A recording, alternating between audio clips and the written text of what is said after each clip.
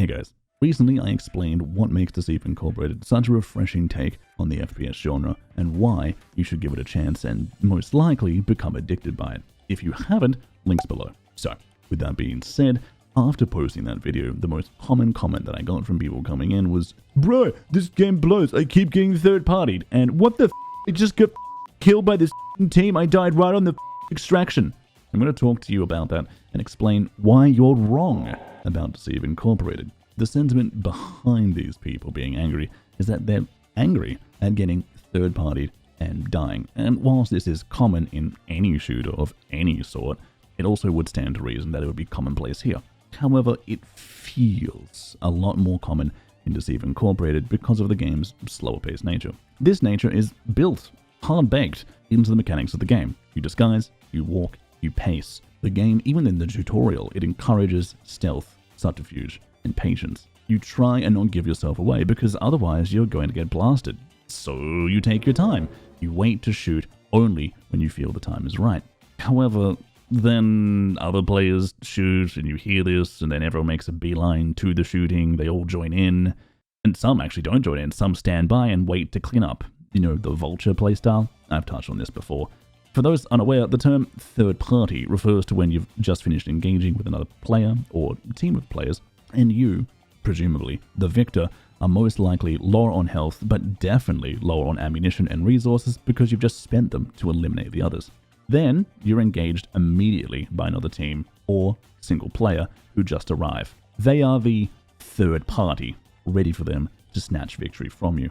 That's what third-partying is. It's in every shooter ever. In fact, it's pretty much in any game ever with other players, and it's sometimes a shitty thing to deal with. So, people are complaining about that. They're complaining about being third-partied in Deceive Incorporated, and they're also complaining largely about the game turning into a team deathmatch, or just deathmatch in solo. As a result, they get angry, they get frustrated, they come in, they vent to me, the streamer who has no say over that in any way, shape, or form, and then they leave the game for a few hours, or potentially just quit altogether. But if you're thinking it's because Deceive Incorporated isn't fun, isn't a complex and layered game that requires you to think, well, you're wrong. You're wrong entirely. It's actually the players. It's because players are picking up this game wanting the sleuthing, spy, PvP action, and then after a game begins, it quickly turns into Quake. In other words, you're coming for Taylor Swift, but you're getting Mick Gordon. But why is it devolving into a deathmatch? And why are people getting frustrated? Short answer, 1, it's the easiest option and we can play teams. 2, because people are whiny bitches. That's it. Video is done. Okay, cool? Cool, done. What? What do you mean you want more? It's the video. They're Zoomers. They don't care. In Deceive Incorporated, there are 2 game modes, solo and teams. In both game modes, the method of victory is the same. You can secure the case at an extraction, or you can make sure all other players capable of preventing this extraction are otherwise indisposed, also known as being dead, as well as this list of other names.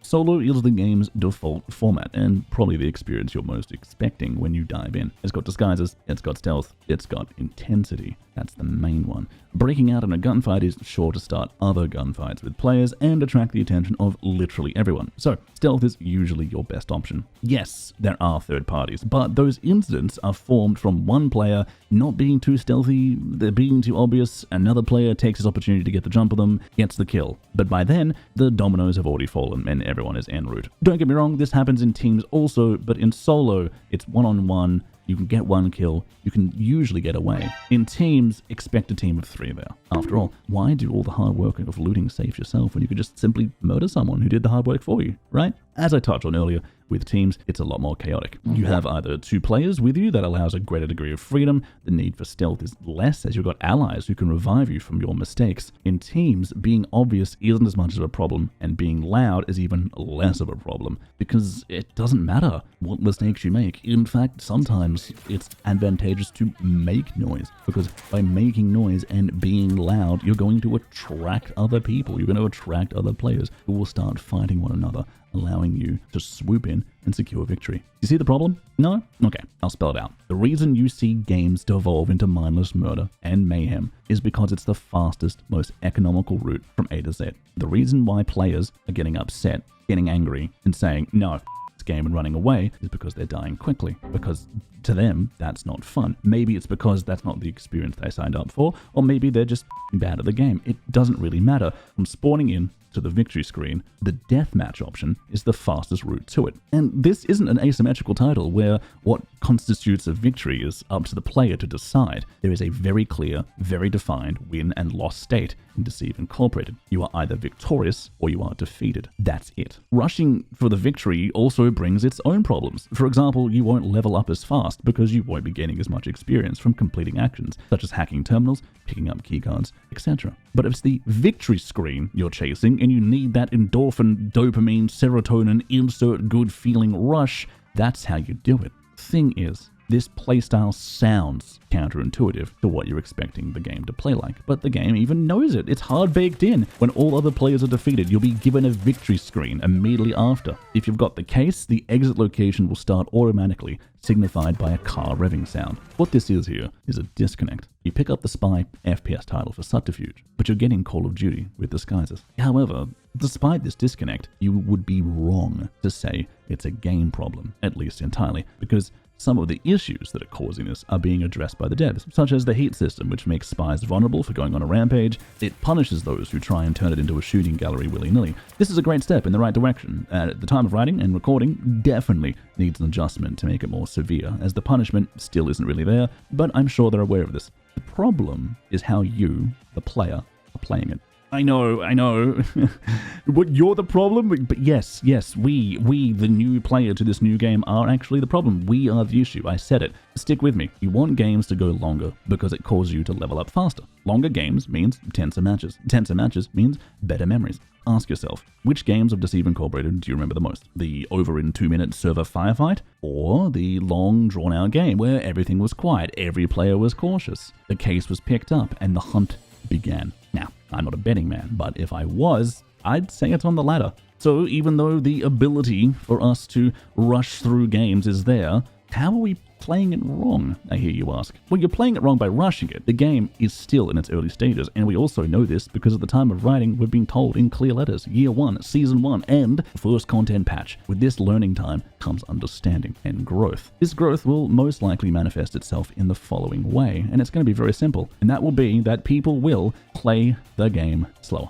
People will realize that as time goes on, how to blend in better, to not be as obvious. I'm truly expecting some stealth masters to emerge. People that are so convincing in their stealthy ways that you'd never suspect that it's a player until the last minute. I mean, the tools are there. Mimic Clone is a great one that I personally don't see used often at the moment. Why? Well, probably because of the fact there's other more offensive tools that are just more powerful and do the job. If the job for most players is winning the game, and winning the game entails murdering other players because it's the fastest option, then players are going to gravitate towards the most efficient, economical route to do so. They will use the most powerful tools in their arsenal, which is not the Mimic Clone. In fact, I suspect people will realize that eliminating their opponents early isn't the goal at all. Recently in my games, whenever I've gotten a down or a knockdown or a kill, whatever you want to call it, I just leave the body and I go elsewhere. I do this because that player has been downed, they have a permanent health penalty. The next time I encounter them, it will be a lot easier for me to down them and gain more experience. I don't really gain anything by standing there camping the body other than a long, drawn-out, campy, not fun experience.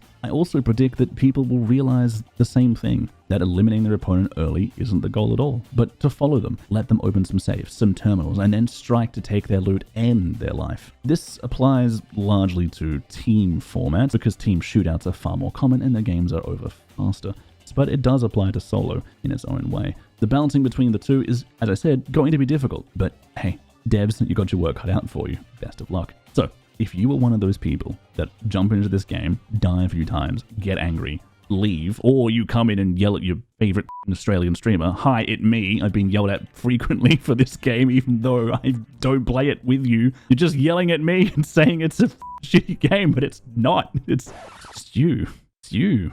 You're the issue. You're the problem. You're the one who doesn't like it. You're the one who's just leaving because you didn't put the time and the effort into learning it, to getting good. The raging, the yelling, and the people not being happy with this, it will eventually decrease because they will slow it down. They'll take it easy. They'll learn to play the game before abandoning ship. And I promise you that people will get a lot more out of it because they will get a lot better. You'll be a stealth god, beholden to none but yourself. The sky's the toilet. Anyway, that's it. That's my rant. I'm going to go back to playing the game the speedy way now, because do as I say, not as I do applies here. And because players will eventually get so good I can no longer catch them. And yeah, you know, I've got to pad my stats somehow. Anyway, you're welcome, okay? Have a f***ing good one. Okay, bye.